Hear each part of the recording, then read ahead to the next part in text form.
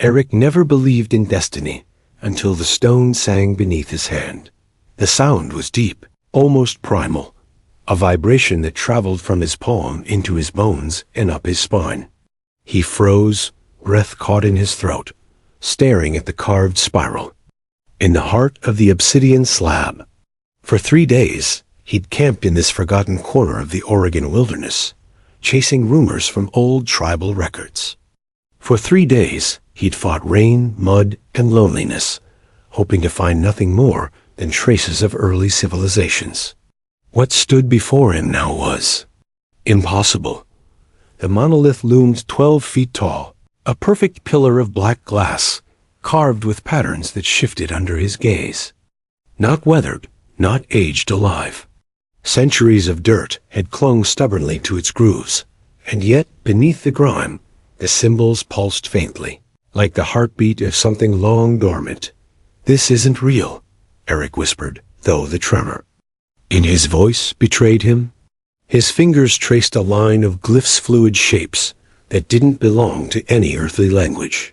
They curved into spirals, lattice, and stars, merging into one central pattern like an eye staring back at him.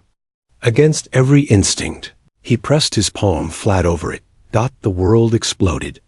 Light burst from the stone in a violent surge of violet brilliance, so bright it seared through his eyelids. The hum became a roar, shaking the ground beneath his boots. The forest around him warped, trees bending like molten glass as gravity lost meaning. Eric staggered back, clawing at the air, but the pull was merciless. His breath ripped from his lungs as his body jerked forward, not down, not up, but through light and shadow, through something vast and endless. The scream tore from his throat, swallowed instantly by the soundless storm of colors. Time unraveled, shapes bent into threads of fire. His skin burned and froze all at once. Then, as suddenly as it began, the fall ended. He slammed into softness. Eric groaned, blinking against a haze of amber twilight. The ground beneath him glowed faintly, grass shimmering like spun glass, bending beneath his weight as though cushioning him. His chest heaved. Pain stabbed through his left shoulder, ribs aching with every breath. When he rolled onto his back, the sky stole what breath he had left. 2 moons hung high above, round and pale, pearls strung across a canvas of rose and gold. Towering trees surrounded him, their crystalline branches tinkling with musical chimes as a breeze stirred them. The air smelled of something sweet like honey and crushed flowers, and for a moment, Eric wondered if this was death. Footsteps broke the silence. Light, deliberate, almost melodic. Eric forced his head toward the sound, blinking through the blur. And then, he saw her. Tall, elegant. Her skin glowed faintly in the twilight, soft as amethyst and dusted with silver at her temples. Hair like dark curls framed a face too perfect, too unreal, and her eyes, those eyes were pools of liquid starlight. She wore robes that shifted hues with every movement, colors flowing like oil across water. She stopped a few feet away, studying him with an expression that was neither fear nor anger, but something far more unsettling. Curiosity. "You're awake," she said softly. Her voice was music, each word deliberate, and impossibly, she spoke perfect English. "You are the Skyborn." Eric coughed, dragging himself to his elbows. What the hell is going on? Where am I? His gaze darted past her, searching for the monolith, the portal, anything that made sense. "I need to go back. There was a gate. The gateway is closed." Her tone was calm, but her words were iron. "You fell from the sky near our sacred grove. You are safe now, but you are not whole." She stepped closer, her scent curling through the alien air like flowers blooming under starlight. "Come, my healers will tend to you." Eric shook his head violently, his ribs screaming in protest. No, I can't stay here. I have 2. He tried to stand, but his legs betrayed him, buckling as darkness closed in at the edges of his vision. The last thing he saw before the world dissolved was her silhouette haloed in moonlight, those violet eyes gleaming with secrets. Older than Earth itself. Her hands were warm when they caught him, steady and strong, and her voice soft as a lullaby, echoed in his mind as everything slipped away. You belong to the stars now. Eric woke to warmth, not the sterile heat of a hospital lamp or the weak glow of campfire embers, but a living warmth that wrapped around him like sunlight poured into silk. His eyes opened slowly, adjusting to a world that felt more dream than reality. The ceiling above him was a dome of crystal, its surface alive with veins of golden light that pulsed in slow, rhythmic patterns, as if the room itself were breathing. Walls curved gracefully, seamless and smooth, shimmering with soft hues of amber and rose. It wasn't architecture as Eric knew it. It was as though someone had coaxed the very elements into harmony. He lay on a bed that felt impossibly soft, like resting on moonlight, caught in a net of warmth. It molded to his body, radiating gentle heat that soothed every ache. For a moment, he simply lay there, staring at the surreal glow that painted the chamber, his mind clawing for logic and finding none. You're awake. The voice was the same as before, melodic, fluid, carrying a weight that made the air hum. Eric turned his head slowly. She was there, sitting near the edge of the bed, her posture elegant yet relaxed, like a queen at ease in her own temple. Gone were the flowing, iridescent robes that had first cloaked her in mystery.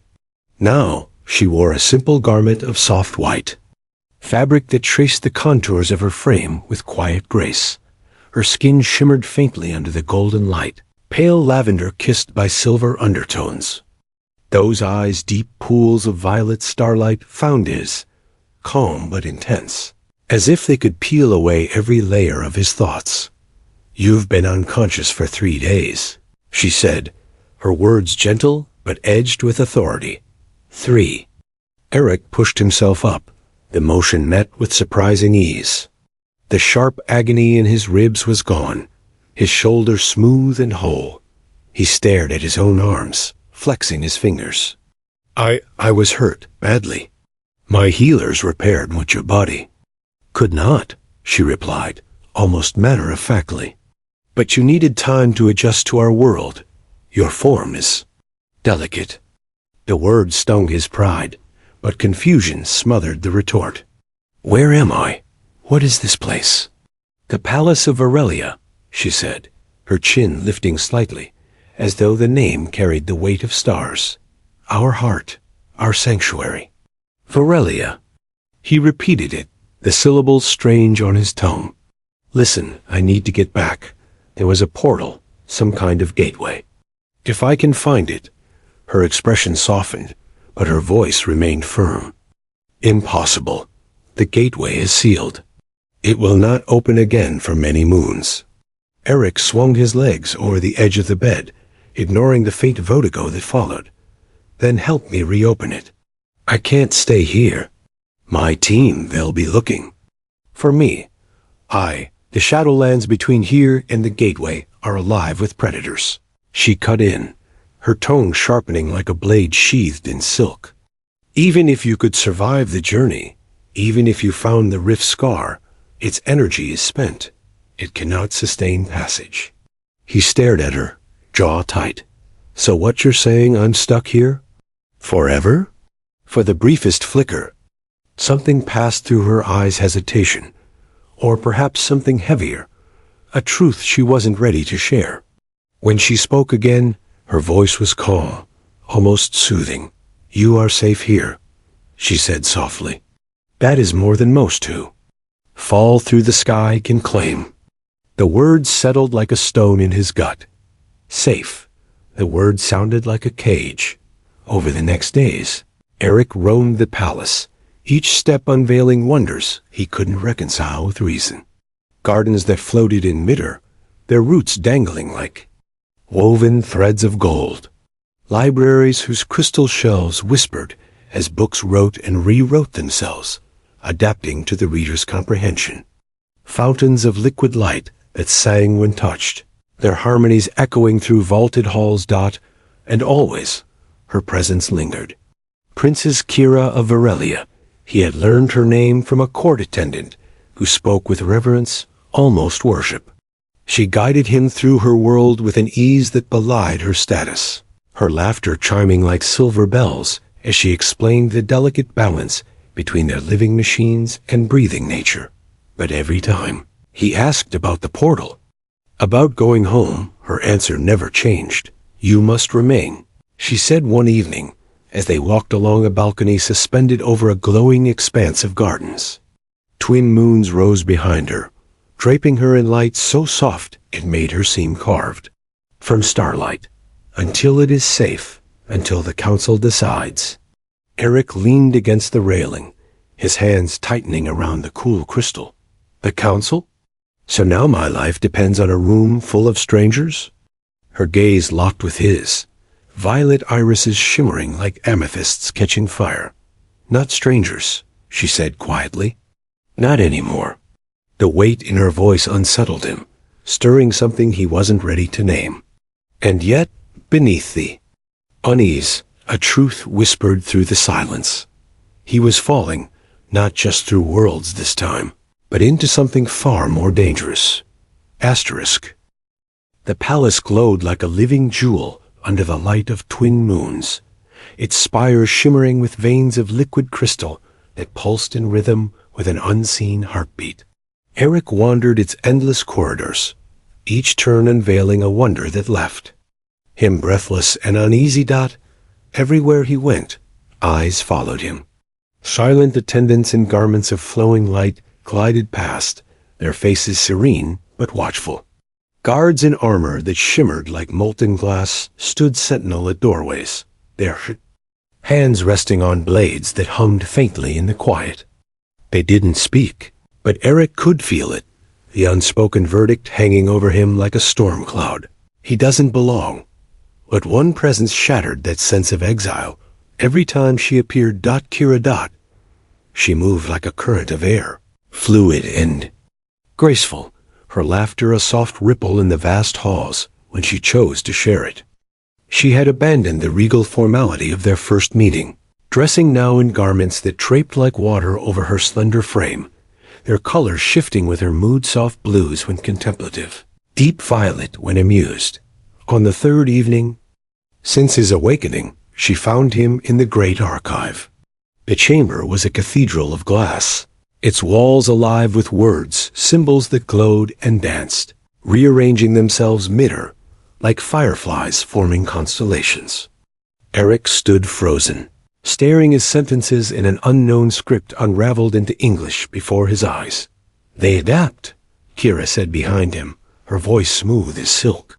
"Each text reads itself to the mind that seeks it." Eric turned, startled. "That's not possible." Her lips curved, not in mockery, but in something warmer. "So many things are not possible until they are." She stepped closer, her presence quiet yet magnetic. For a long moment, they stood in silence, the only sound the gentle whisper of words shifting in the air. Then Kira touched the nearest pane of crystal, and the symbols collapsed into a single image. A figure beneath a river of stars, arms outstretched toward a horizon split in light and shadow. Eric's throat tightened. "What is that?" "The prophecy of the Skyborn." Her tone carried the weight of generations, echoing softly through the chamber. "It speaks of one who will come from beyond the sky river. He will bear no marks of our world, yet his heart will bind the fractured realms." He stared at her, feeling the cold creep into his bones.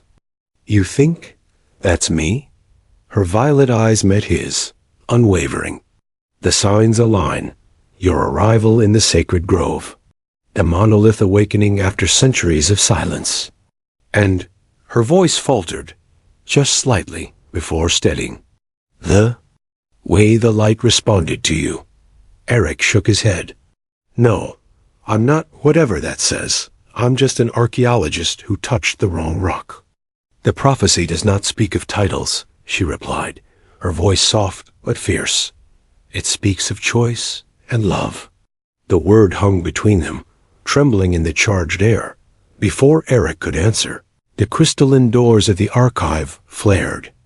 With pale fire, a procession entered, figures robed in white and gold, their eyes luminous with authority. The council. They formed a circle around Kira, bowing slightly not to him, to her. One stepped forward, his features sharp as carved glass. "Princess," he intoned, voice like distant thunder. "We have heard whispers of the Skyborn walking freely through the heart of Varelia." His gaze sliced toward Eric, hard and cold. "Is it true?" "It is," Kira said, her tone calm, yet unyielding. The murmurs swelled, rippling through the gathered figures like a tide of unease. The spokesman's expression darkened. "This creature brings imbalance. Already, the Shadowlands stir.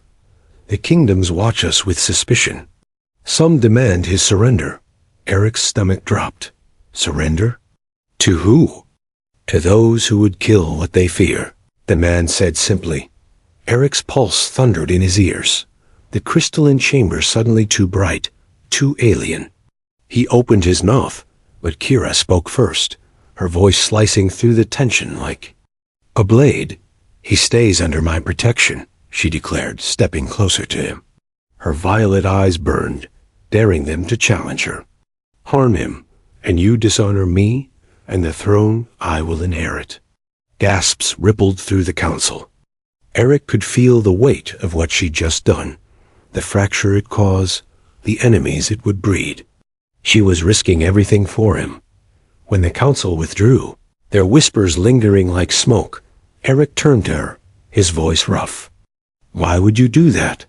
You just painted a target on your back." "On mine." Her reply was quiet, almost trembling. "Because they see you as a threat, and I—" She stopped, breath shivering out as she met his gaze. "I see you as something else." The silence stretched, thick and dangerous, as if the walls themselves were listening. And in that silence, Eric realized the truth that terrified him most. He didn't want to leave anymore. Not yet. The palace was a maze of light and silence, and Eric had learned its pathways well enough to plan an escape, at least, he thought. So midnight draped Varelia in shades of blue fire, the twin moons casting their glow across the crystal corridors. The walls shimmered faintly, alive with an inner luminescence that seemed almost sentient. Every time Eric walked these halls, he felt the same unease, as if the palace itself watched him. Tonight, it didn't matter. He had to try. His boots made no sound on the polished floor as he moved, guided by memory and desperation. The conversation with the council replayed in his mind, the way they had looked at him, as though he were a weapon left too close to the fire. Kira's defiance had saved his life, but at what cost? He couldn't let her keep risking everything for him. Eric's fingers brushed the small data slate he'd taken from the great archive, its surface cold against his skin.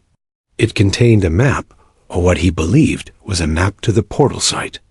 If he could reach it, maybe, just maybe, he could find a way home. That the palace stretched endlessly, its corridors looping into spirals that mirrored the glyphs on the monolith.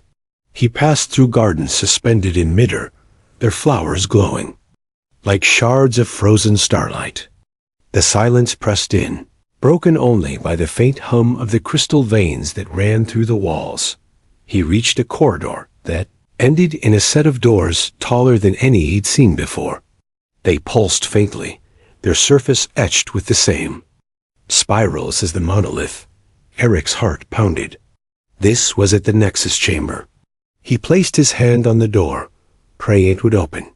The glyphs flared, light racing across the surface like fire. For a heartbeat, hope surged, then the glow hardened, locking into rigid lines. The doors remained sealed. No matter how he pushed, pulled, or spoke the few Varillian words he had learned, they would not yield. Going somewhere, Skyborn? The voice was soft, melodic, but it froze him harder than any blade. He turned slowly. Kira stood at the far end of the corridor, framed by moonlight, pouring through a lattice of crystal. Her robe shimmered in hues of indigo and silver, her dark curls tumbling over her shoulders like liquid night. She didn't look angry. That was worse. Eric, swallowed hard. I can't stay here. You know that. She walked toward him, her bare feet silent on the glassy floor. Why? Her voice was calm, but there was an edge beneath it, sharp as a buried blade. Because your world waits for you? The world that left you alone in forests and dust, digging for echoes of the dead? That world is mine, he said, his tone harsher than he intended. My team, my work, they will live without you. She stopped a breath away, her presence overwhelming, her scent a whisper of starlit blossoms. Her eyes blazed with something he had never seen in them before, fear. But her voice cracked, so soft he barely heard it. I am not sure I can. The words broke something in him. The woman who had stood against her counsel, who carried prophecy and throne like armor, now stood before him stripped of all but truth. Eric's throat tightened. Kira, what if the prophecy is wrong? She whispered. What if you were never meant for me? What if I'm holding on to something that was never mine? Her hands trembled at her sides, betraying the composure she fought to keep. He should have stepped back. He should have told her she was wrong. Instead, he reached for her hands and felt the shock of her warmth, the tremor that traveled from her skin into his bones. I don't care about prophecy, he said, his voice low and raw. I care about this, about you. The silence shattered with the sound of her breath hitching. Then she was in his arms, and his lips found hers in a kiss that felt like a collision of worlds soft, trembling at first, then deepening with a coo. Hunger that stripped them of air and reason. Kira's fingers tangled in his hair, pulling him closer as if afraid he might vanish. Her body melted against his, the glow of her skin intensifying until faint trails of bioluminescence traced her. Shoulders and arms, marks of something primal stirring within her. When they broke apart, both were shaking, their foreheads pressed together. Eric's heart slammed against his ribs, and for the first time since stepping through the monolith, the word home no longer meant Earth. Tell me you'll stay, she breathed, her voice a prayer and a command all at once. Eric closed his eyes, tasting the truth on his tongue, heavy and terrifying. I want to, he whispered. God help me, I want to. But beyond the sealed doors, something pulsed in the darkness, as if the palace itself had heard and would not forget. The first scream shattered the stillness, just as dawn kissed the crystalline spires with gold. Eric jerked awake, heart pounding, his breath fogging in the cool air of Kira's private chambers. For one disoriented moment, he thought it was a dream, the glow of silk drapes swaying gently, her warmth still lingering against his skin. Then the alarm chimes began. Low and resonant, they rolled through the palace like thunder. Kira was already on her feet, her robe a cascade of silver. As she snatched a blade from the wall, a weapon carved from living crystal, its edge pulsing with inner fire. Stay here, she ordered, her voice all steel now. Like hell, Eric snapped, scrambling for his boots. What's happening? Her gaze flicked to him, fierce and desperate. The Shadowlands have breached our borders. They've sent their beasts to the heart of Varelia. The words barely registered before the walls trembled. A sound low, guttural, and wrung echoed from the distance, growing closer with every heartbeat. Eric followed her into the corridor, the world erupting around them in chaos. Attendants scattered like shards of light, their luminous garments flashing warnings as they fled. Guards poured into the halls, blades igniting in a chorus of hums, their faces grim. And then Eric saw them. The creatures poured through the outer gates like living nightmares, massive, all sinew and shadow, there, forms shifting as if made from smoke and flesh bound by malice. Their eyes glowed crimson, and their mouths were rows of jagged teeth dripping with iridescent venom. Jesus Christ! Eric's voice cracked. Instinct screamed at him to run, but another instinct older, harder took hold. The instinct that had made him press his palm against that stone spiral instead of walking away. Kira was already in motion, her blade singing as it cleaved through the air in arcs of light. She moved like a storm, every strike precise, her body a blur of strength and grace. But the beasts were endless.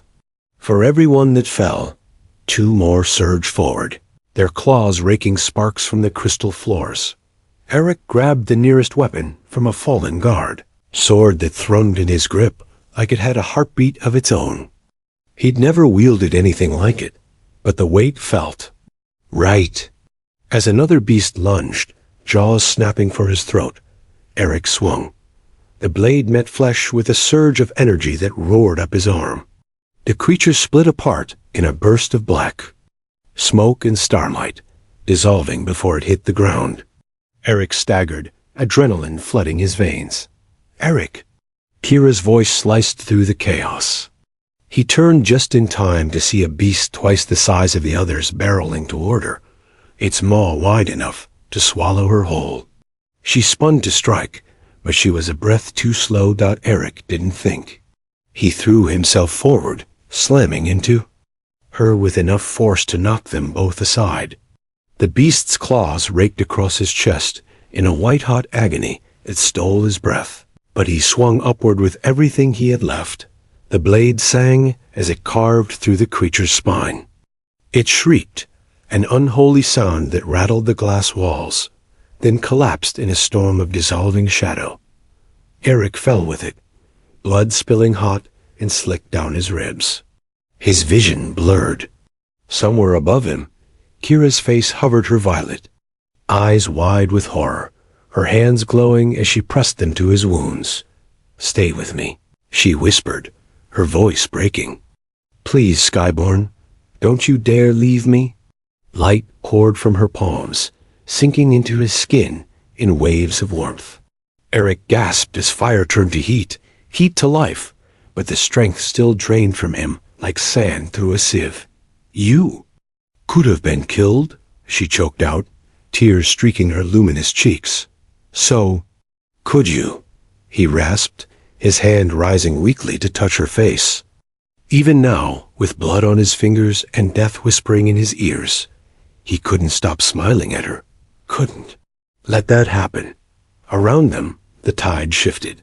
Guards rallied, driving the remaining beasts back toward the shattered gates. The last echoes of their screeches faded into the dawn as the twin suns began to rise, spilling gold across the battlefield of broken crystal and ashdot. When Eric's vision cleared, he was cradled against Kira's chest, her tears warm on his skin, her hair brushing his face like midnight silk. And in her eyes, he saw it not just gratitude, not even just love. Something older, something deeper. Destiny. And for the first time since stepping through the monolith, he wasn't afraid of it. The palace smelled of ash and ozone when the council summoned Kira at dawn. The great hall glittered like a fractured sun, its crystalline pillars catching the first light of the twin suns rising beyond the spires. Outside, the garden still smoked where shadow beasts had fallen, their black blood seared into the ground like scars. Eric stood near the balcony, ribs aching beneath. The bandages Kira's healers had wrapped around him. He should have been resting, but the thought of her walking into that council chamber alone burned worse than his wounds. He didn't belong here. He had told himself that 100 times. Earth was his world, his life. Yet, when he looked at the shattered gates below, at the lives that would have been lost if he hadn't fought, if Kira had fallen, his certainty cracked like glass. "You shouldn't be on your feet." He turned. Kira stood in the doorway, her robe a river of silver and white, her crown set with shards of living crystal that pulsed like stars. She was every inch the ruler her people needed, and yet her eyes softened when they found him. "I've been worse," Eric said, managing a weak grin. "Remember that dig in Peru?" "No, of course you don't." She smiled faintly, but her hands trembled as they reached for his. "They're waiting for me." "Then let's not keep them guessing," he said, tightening his fingers around hers. Council chamber was a storm contained in glass. 12 figures stood in a circle, their robes flowing like molten sunlight, their eyes glowing with judgment. Murmurs rippled through them like the hiss of breaking ice when Eric stepped in at Kira's side. One of the elders raised his voice, deep and resonant. "Princess, we warned you. His presence has drawn darkness to our gates. And now our enemies know the Skyborn walks among us. They came for him." Another spat, her eyes hard as diamonds. "And they will come again. Unless—" The word hung like a blade. Eric didn't need to hear the rest. "Unless you kill me," he said flatly. Silence slammed into the chamber. "Eric." Kira's voice was a razor edge. He stepped forward, his body screaming in protest. "I'm not blind. I know what they think I am, a threat, a spark in dry tinder. If sending me back ends this, then do it." A ripple of light flared in the center of the chamber. The floor opened like a blooming flower, revealing a pool of molten crystal that reflected not their faces but stars. Within it, a spiral of violet fire swirled, the same shape etched into the monolith in Oregon. "The gateway," Kira breathed. "It has awakened for one cycle," an elder intoned. "At dawn tomorrow, it will close. If he steps through, the realms will settle. If he stays—" Eric swallowed. "What happens if I stay?" The elder's eyes flickered toward Kira, then away. "The prophecy binds him to Varelia. To you. But the path will not be peace." He looked at her, then really looked. The weight she carried, the loneliness that haunted even her laughter, the fire in her eyes when she defied them all for him. Every bone in his body screamed for home, for the life he'd left behind. But the truth was cruel and simple. Earth had never felt like home. This did. Kira's hands gripped his as if holding back a tide. "I will not command you," she whispered. "I will not trap you. If you walk through that gateway, I will let you go." Her voice broke. "But if you stay—" Eric cupped her face, his thumbs brushing away the tears that glittered like liquid starlight. "If I stay, we write our own prophecy." Her breath hitched. And then he kissed her, there in the chamber of judgment, under the gaze of history, as the pool of stars shimmered behind them. When their lips parted, the crystal walls blazed with light. The glyphs of the prophecy appeared, glowing like fireflies, rewriting themselves before every eye. "One from beyond shall unite the realms through love, and from their union shall awaken the child of stars." The council gasped. Kira froze, her fingers clutching Eric's tunic as if afraid to let go. Slowly, her hand drifted to her abdomen, a gesture so small Eric almost missed it until he saw the wonder and fear in her violet eyes. "Kira." His voice faltered, heart hammering. The walls sang then, a sound like 1,000 crystal bells, as if the very bones of Varelia celebrated the truth no council could deny. The prophecy had never been about a man or a woman. It had always been about what they would create together. Eric held her close as the gateway's glow dimmed behind him, its spiral folding in on itself like a dying star. The choice was made. Earth was gone. Ahead lay a world of crystal skies and twin suns and a future written in the stars. And for the first time, he wasn't an archaeologist digging up the past. He was a man building something eternal. The Endi.